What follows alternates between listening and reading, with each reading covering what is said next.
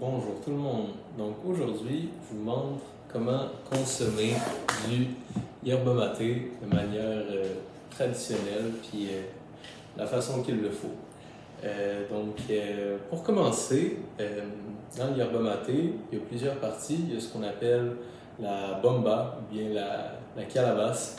On va appeler ça la bomba en espagnol ou bien tout simplement le maté.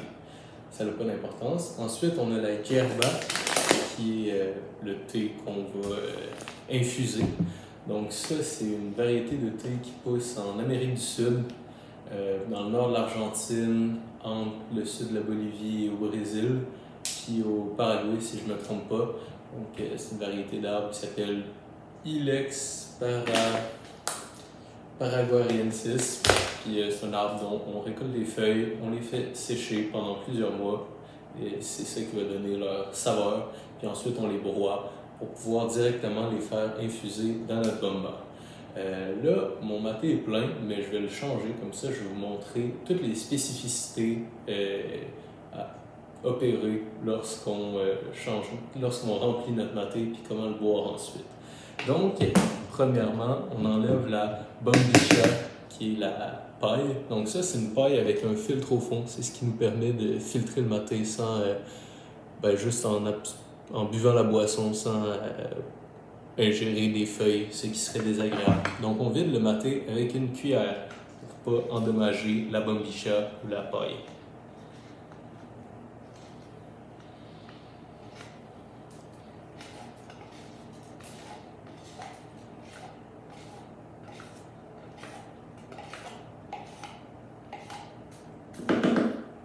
Ensuite, on peut laver notre bomba et notre bombicha et ensuite on la laisserait sécher. Mais là, je vais la réutiliser directement.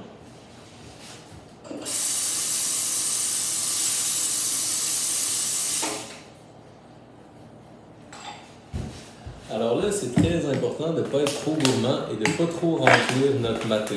Sinon, on va en avoir trop, puis c'est simplement pas souhaitable.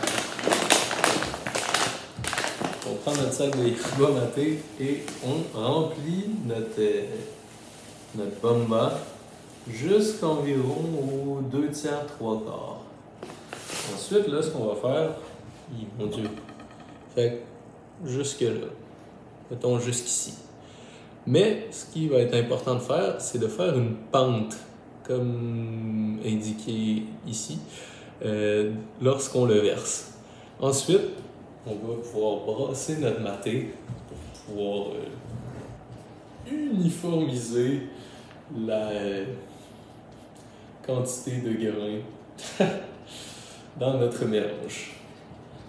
Ensuite, l'excédent qui nous reste dans la main de poudre, de pulvo, on peut la tasser et la jeter parce que ça va venir boucher notre filtre. En fait, c'est pour pas qu'il y ait trop de petits grains dans le fond. Ensuite, on fait encore notre caractéristique pente dans notre tasse. Et là, on va venir insérer la paille. On l'insère, peu importe, là, comme au milieu de notre pente. Et on peut remuer un peu ensuite. Et là, on va être rendu à l'étape de mettre de l'eau. Donc, c'est souhaitable de ne pas mettre trop de l'eau bouillante dès le début. Simple tradition. Et ensuite, on va rajouter de l'eau qui, c'est ça.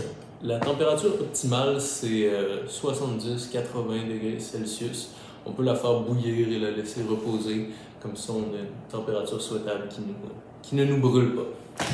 Ensuite, on remplit notre maté et on est prêt à le boire.